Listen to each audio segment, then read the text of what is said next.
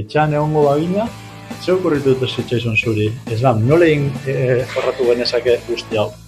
Niri okurritu zitzaidan erabili konpas bat eta regla bat.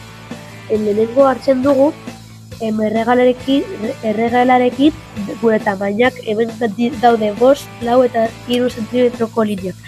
Lehenengo markatuko dugu lehenengo lineak da 5 zentimetrokoa eta markatzen dugu erregela batekin. Horrela.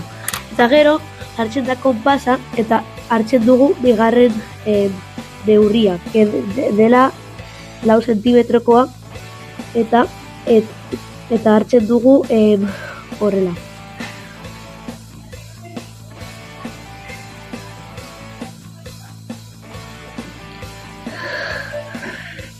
Barkatu,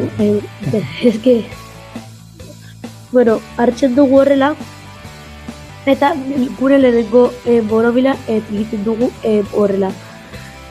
Egiten dugu buelta oso bat horrela. Zirkulo perfecto bat egiteko. Eta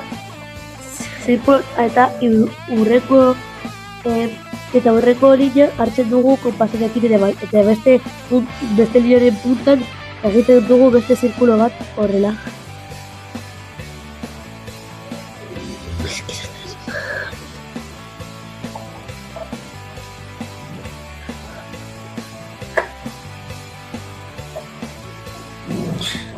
Baina, ez egin behar dugu osoa, baina errekomendatzen dut egitea osoa. Horrela egin da, hartzen dugu berriro regla eta konektatzen eta apuntatzen dugu puntoak konektatzen diren lekuetan zirkuloak. Eta honekin regla batekin egiten dugu triangelu bat horrela.